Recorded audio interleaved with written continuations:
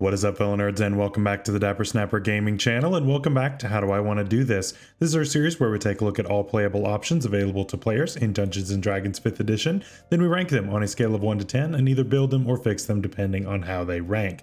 Now today we are finishing up our talks on the Oath of Devotion Paladin, and we passed our ranking earlier this week. Again, if you missed that, that will be up in the iCard above for you to check out. Make sure to watch that video before you watch this one so that you understand everything that we're talking about today. But we are going to be building one together, and I am very excited to do that. So before we do that, make sure to leave a like on the video and subscribe if you haven't already. As you can see, most people who watch the channel are not subscribed, so please don't be one of those people. Help us to reach our goal of 5,000 by the end of this year. I think we can do it, but I need your help in order for us to get there. Then of course, make sure to click the bell so you're notified when new videos are uploaded, and share the video with your friends. Also, please consider joining the channel. I know that times are hard right now, but for only $2 a month, you can gain access to all of my write-ups for every one of my subclass builds and all of my fixes that I do. Of course, you can keep those, print those out, use those at your table, however you want to do it. And it gives you kind of a little guide to follow along with as you watch these videos. It also really helps to support the channel and help me to produce these videos that I do every week. And of course, that is the bronze tier. If you wanted to support me a little bit more, then only for a little bit more money each month, it's okay. You can become a silver member. Silver members, of course, get a special shout out every week. So of course, thank you so much to all of my silver members right there. I am so appreciative of you. And of course, if you are watching this as a silver member, you're watching this a day early because these videos come out early for anyone who is a silver member. Finally, we have the gold tier, and if you would like to help me by supporting me at that level, you will of course get priority picks in choosing what I will do in my next variety build, and that really helps me out. It helps get your name out there, get your suggestions out there, and see those videos that you are looking into. You also get access to a special part of my Discord. Everyone, of course, is welcome to join the Discord down in the description, but there's a special part of it that is available for members only at the gold level, and you will, of course, get access to that as well. One last thing before we jump into the video, of course, I want to make sure you're aware that I'm also doing one other series at the moment. I am a part of a Pokemon Draft League, and so if you are interested in anything that has to do with Pokemon competitive, anything like that, those videos are going up on Sundays in addition to all of my regular uploads. We are having a blast with that. We started our season off with a win, and we are hoping to do that again as we go into week 2. And so please make sure to show those videos some love as well. I love seeing your all support on everything that I do, and so please give those a check out as well. All right, now I think I'm done with all of the announcements and things. Let's actually get into the build. So the Oath of Devotion, like what we talked about on Tuesday, is basically the most paladin that you can possibly paladin, and possibly even to a fault, right? It gets compared a lot to your champion fighter and basically those subclasses that really are just so dead simple and so part of the core value of what a subclass is, but ultimately to a fault, to where it becomes kind of boring, right? And so that's kind of where this one lies. We are going to spice it up a little bit today and do some interesting things with this, with some multi-classing, but it's going to, of course, be mostly Oath of Devotion like what we always do on the channel. So let's go ahead and jump right in. Starting off, of course, we have our race. And for this week, I didn't want to do variant human. I didn't want to do custom lineage. I wanted to do something a little bit different. And so based on something that I am finally breaking down and doing, I want to go with a race that gives us some help when we do not necessarily have a good strength score. This, of course, leads me to one of the dwarven races. And the list is pretty small as far as what I actually want to take here. Now, originally this build was with a Dwergar, right, with one of the gray dwarves, but the problem is that you run into a problem with whether you take the old version or the new version. If you take the old version, then you have sunlight sensitivity, which is one of the worst things to ever exist.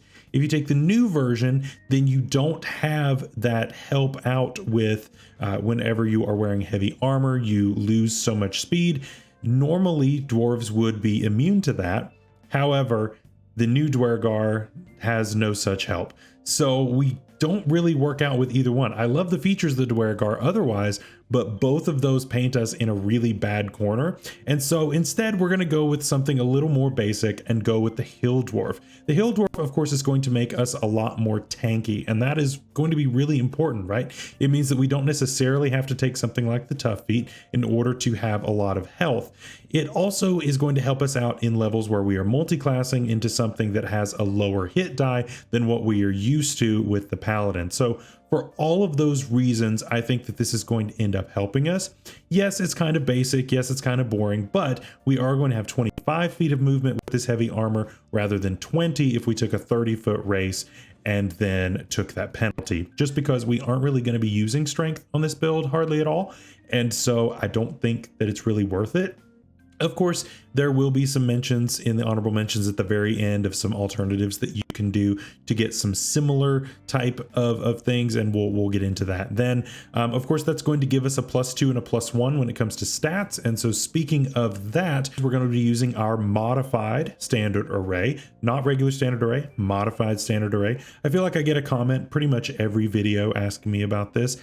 I'm going to keep doing what I'm doing because every table is different. And so your table might use regular standard array. This table might use rolled stats. This table might use a point buy method. They're all going to be different. So you're going to have to adjust no matter what. And so I'm going to use this, and you can of course adjust accordingly, just going in this order. Your top stat, of course, is going to go into your charisma. Next is going to go in your constitution. Third is going to be dexterity. Fourth is going to be wisdom. And then of course we're going to dump strength and intelligence because we're really not going to be using those stats at all for pretty much anything. Of course, our +2 is then going to go into our charisma, and our +1 we're going to put into our dexterity, and we're going to leave that odd number on constitution, but we will be fixing that a little later on. As far as equipment goes, we are going to take a weapon here, and basically I'm not too picky on what weapon we want currently. Basically, any weapon that doesn't have the two-handed property is going to be fine here. The versatile property is fine, just not the two-handed property. We're not going to be taking anything like slasher, crusher, anything that's specific like that. So basically just take your favorite D8 weapon that has the versatile property and go from there. And you should be just fine from there. Of course, you can take a shield there as well and get the best heavy armor that you can possibly get. Of course, eventually you're going to want to work up to full plate once you can afford it, but obviously that'll be way down the line once you get a bunch of gold. So let's start taking some levels now. At level 1, we are going to start off as a paladin. Of course, paladin does offer us quite a bit of good, valuable things here. A good hit die, it gives us good weapon proficiencies, it gives us good armor proficiencies. It's almost as good as the fighter, but for a build like this, I would much rather just start with paladin, even if I'm going to take fighter levels in the build, which in this case we are. But I would rather start with paladin because it gives us things like lay on hands and divine sense right off the bat, as well as those other great proficiencies. So that is exactly what we are going to do. Lay on hands, of course, is one of the best healing features in the game, and so getting that right off the bat is going to be absolutely fantastic. And divine sense is going to be one of those things where when it comes in handy, it's going to be really, really great to have, as far as making sure that you aren't being surprised or making sure that you can at least know your surroundings pretty well. At level 2, though, we are now going to immediately divert because we don't have a good strength score, right? So we're going to be pretty bad at combat at that first level because our strength score is so low. So let's go ahead and fix that by taking, of course, a level in Warlock.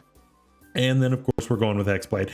We all knew that this was coming eventually, right? I went a few weeks of Paladin without taking this dip, but you know what? I had to do it. I had to take it eventually, and it might as well be this week. So we are going to, of course, take Hexblade. So we're going to get Hexblade's Curse and Hex Warrior out of this.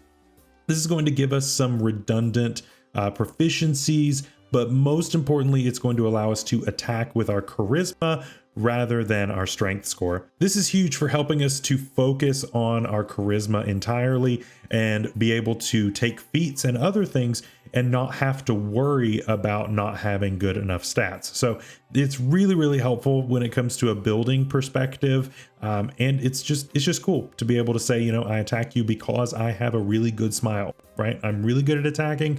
because my teeth are shiny, right? I think that's great. I think that's a really cool thing. Of course, Hex Warrior is also great in helping you to crit more often, among other things. And as a paladin, we do enjoy critting, and this is going to make that a lot easier, which is really fantastic. Of course, we also get Pact Magic here ahead of our spellcasting for Paladin, which is a little weird, but it's okay. Of course, for our cantrips, Eldritch Blast, right? You got to take Eldritch Blast. This is huge because it gives us a ranged option. As a paladin, you're typically very limited in your ranged options. You'll have a couple of things here and there, but for the most part, you have smite spells, which are, of course, tied to your melee attack. And then you have other like support things, right? You have like Bless and that kind of thing. But you don't get Bane inherently. You do through this subclass of Warlock, but you don't get any of that through the Paladin kit normally. So this kind of fills a need that we have that Paladin really doesn't fill in. As far as our second cantrip, I would probably take Booming Blade. Yes, you're going to get extra attack later on, and that's fine if you'd rather take something besides Booming Blade, but I think it's still a really good spell to have around, especially with something we're going to be doing a little bit later. Then for first level spells, I would take Hex and I would take Shield. These are going to be two of your best spells that you can possibly take for both offensive and defensive purposes. And it's just a lot of fun, right? Both of these spells are really fantastic for this build, and I don't see why you would take really anything else at this rate. At next level, we're going to go back to Paladin and take Paladin 2, and I'm going to get a fighting style. Now, I would prefer here to go with Blessed Warrior, if it's the theme to me, but you know, you could go with something like defense, you could go with something like dueling for a little bit of extra damage there, but I'm personally going to go with Blessed Warrior because it makes us a little more well-rounded in picking up things like Guidance and Spare the Dying. You could also take Toll the Dead here, but I would probably rather just do Eldritch Blast if I'm going to do something rather than Toll the Dead. So I'd rather go with something more supportive in that way. Then, of course, we also get Spellcasting and Divine Smite here, which is kind of what everybody's been waiting for, right? So spells, of course, we are going to pick up Protection from Evil and Good and Sanctuary for free. Then I would probably also grab Bless, Compelled Duel, and possibly some Smite spells, depending on how many slots that you have waiting for you to prepare those spells. Of course, Divine Smite, as you know, is one of the best features that we get as a Paladin, allowing us to deal extra damage than what we normally would, depending, of course, on how high of a spell slot that we choose to expend as part of the attack. Very, very strong, very, very worth it, and especially worth it when we have an expanded crit range, which is really, really cool.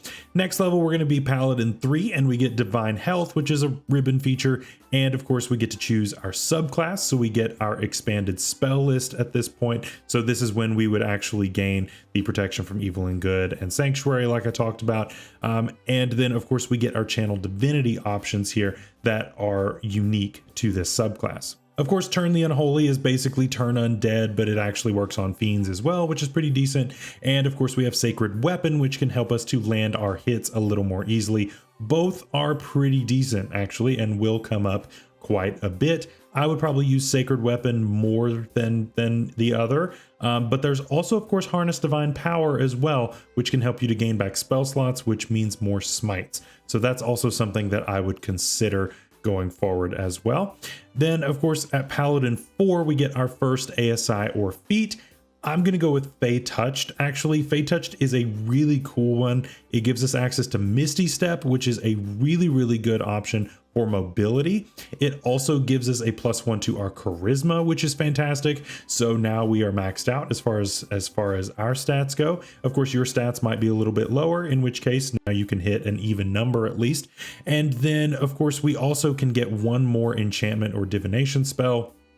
It's Silvery Barbs, right? It's got to be Silvery Barbs at this level because it's just a fantastic spell. I don't know what else to tell you. It's one of the best first level spells that's out there. And it really, really helps in the flavor as well, right? Because we can use our divine power to buff up our allies, and then of course using that divine power to do kind of a light smite in debuffing our enemies, which is pretty cool.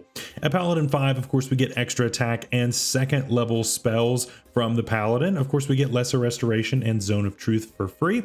And then I would probably also take things like Aid and Find Steed. So at this level, we could keep going in Paladin, right? Paladin 6 marks the beginning of us getting some auras. And then we will, of course, get our Aura of Devotion in a couple of levels.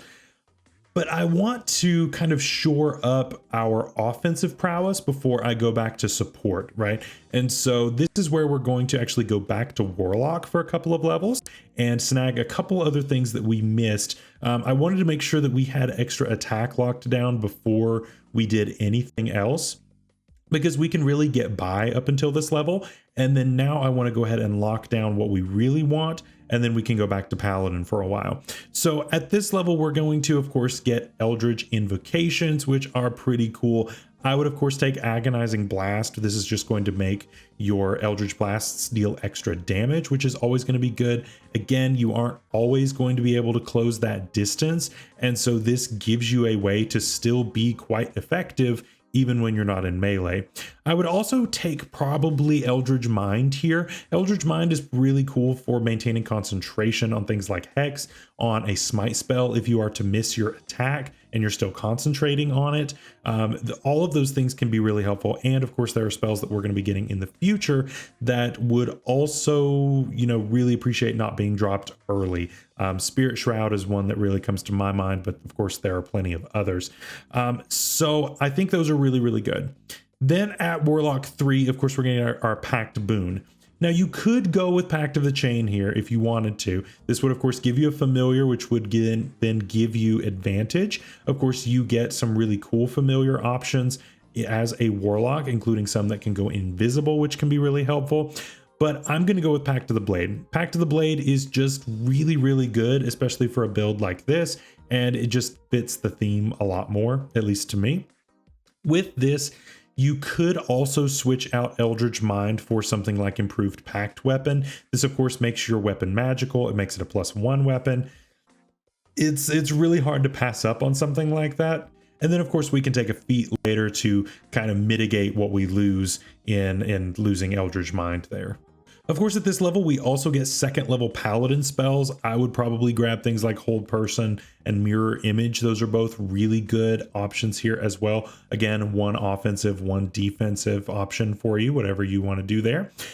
And then basically that's all the Warlock levels that I really want. Yes, there's an ASI right there, but getting back to Paladin really is going to be the best option here, because I think we've really gotten the most out of this is that we can, at least for a while. And so I really don't want to dump a bunch of levels into this for kind of a mediocre return.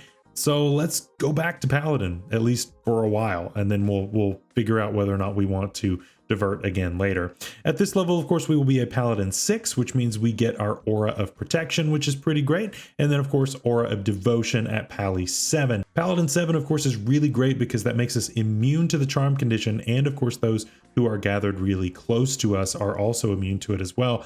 And that's kind of huge, right? The charm condition can come up quite a bit at this level and beyond.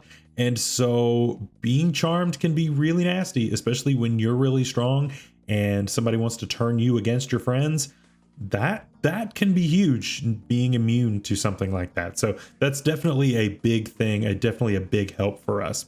At Paladin 8, we of course get another ASI or feat, and I'm going to give you 2 feat options, which you will take one now and then take one at Paladin 12. So whichever one you want earlier, that's fine with me, because they both serve a really cool but very different purpose. So the first option, of course, is going to be Resilient Constitution. Resilient Constitution is going to, of course, go ahead and round off that Constitution score and give us proficiency in that saving throw. We, of course, did not start off as a fighter, so we do not have proficiency in those. And you might have dropped Eldritch Mind a couple levels back. And so if that's the case, you might be hurting on your concentration checks. This helps you out by quite a bit, right? It gives you a +1 bonus over what you had before in just your raw Constitution score. And then beyond that, of course, it gives you your proficiency bonus as well. So that's a big bump over what you just gave away. So I think that's really, really helpful here. The other option is Metamagic Adept, and this will give us access to the Quicken spell Metamagic option. This allows us to quicken certain things like your Eldritch Blast. You could also quicken something like Booming Blade, which again comes into play quite a bit. But you could also quicken, of course, once per day, something like Hold Person. Hold Person could be huge if you land it, because then the target is paralyzed, and then you can go in and land some auto crits. That can be pretty gross as well. So you've got some really good options there. Of course, you can always play it safe by going with a cantrip, but you could also, play it pretty risky and go for something like a Hold Person. But if it lands, it's going to be incredibly effective for you as well. Moving on to Paladin 9, we're not going to get any features, but we are going to get 3rd level Paladin spells. And of course, we get things like Beacon of Hope and Dispel Magic for free. Then as far as other spells, Blinding Smite, Revivify, and Spirit Shroud are all really good options. Of course, the Blinded condition is always going to be a good thing, and just baking it into your Smite, that's always a great thing. Then of course, Revivify, if nobody else has it. I would not focus on being the main Revivify user if I can help it, but if nobody else has it, then you probably will need it. And then of course, Spirit Shroud can of course block some healing, and that can be really helpful depending on certain creatures that you might be facing. Now that we have 3rd level spells, I think it's time to divert once again. Again, we've got some really cool stuff at this level, but honestly, I think we can pick up some last minute, really awesome things by diverting one more time to a different class that we have not yet looked at. And it's going to be the fighter. The fighter, of course, is pretty plain Jane here and gives us some overlap in features, but I think it's still going to be really effective. So we do get another fighting style here. I would take either defense or, and this is the one that I'm more inclined to take, I would rather take Superior Technique and grab Trip Attack. Trip Attack, of course, will allow you to knock down an opponent, which if you do that on your first attack, then your second attack will, of course, have advantage. You could then quicken a Booming Blade and go from there. All of those things can be pretty nasty. Of course, remember that your saving throw DC is not going to be that high though, just because you are attacking with charisma. So that would be one reason to consider taking something different, just because your stats aren't really built in order to back up that saving throw. So just something to be aware of. Also at 1st level, we get Second Wind, which is a nice little bonus action heal. We're probably not going to use this all that much, or it's just going to be a way for us to save our Lay on Hands. But overall, it's not going to be that effective, especially at this level. I would probably rather just use Lay on Hands if I'm going to heal. Then at Fighter 2, of course, we get Action Surge. Best feature in the game, pretty much. This allows us to just go absolutely nuts on an enemy, dealing 4 attacks, plus we could quicken something and deal an extra attack on that bonus action. There's a lot of really cool stuff that we can do with this, and I think that it's a lot of fun there. Then we're going to go back to Paladin, and we're going to stay there the rest of the way.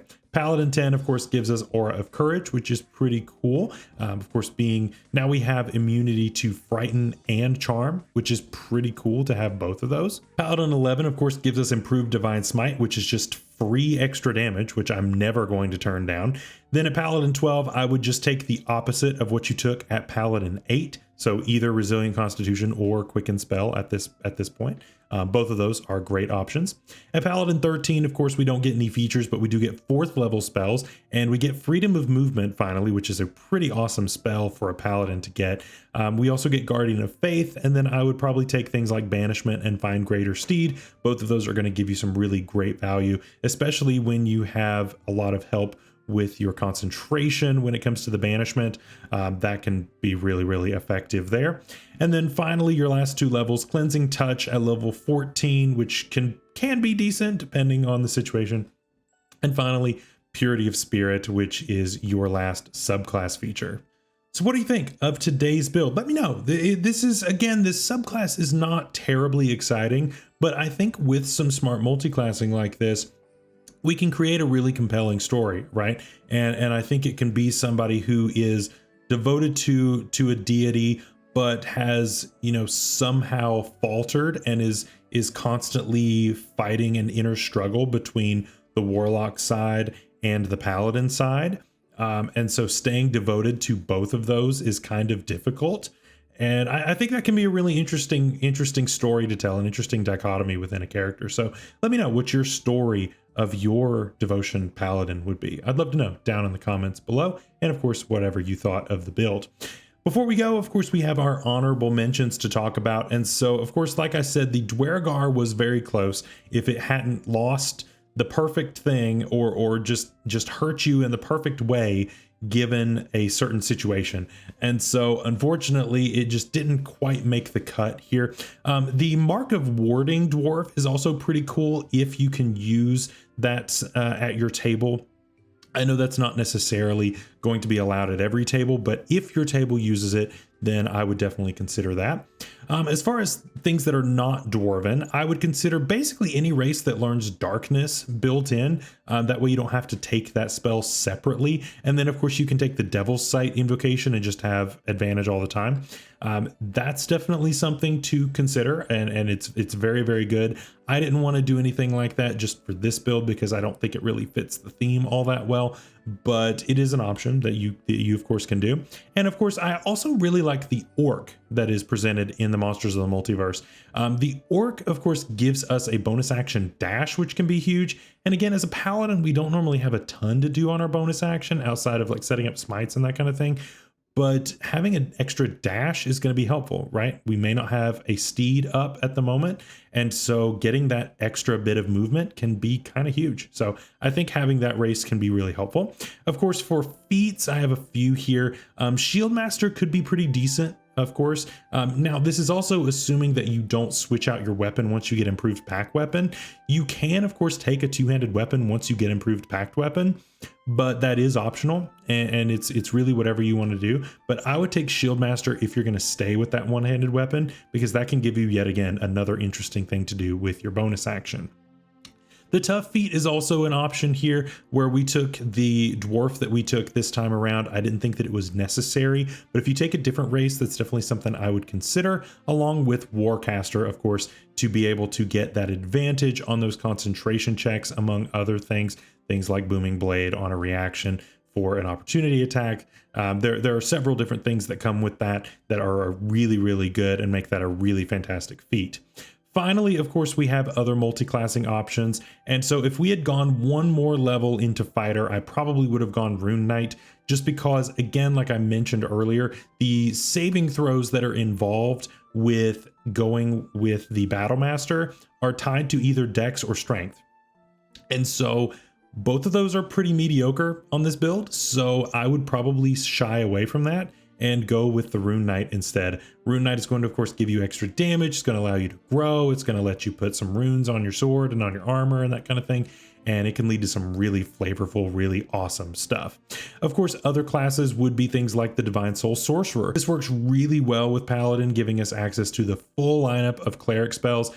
And of course, there are some amazing ones that you can have access to. Of course, we can use something like Spiritual Weapon for our bonus action, and that can be kind of huge to use. So I would definitely consider that. And finally, for a bit of a weird one, I would think about the Zealot Barbarian. The Zealot Barbarian, of course, matches the theming that we're going for here, but it would definitely make you a lot more difficult to take down. That is the Zealot's entire thing, is being difficult to kill, and this would definitely fill that niche. It also, of course, would allow you to deal extra damage, and that's always going to be a welcome thing.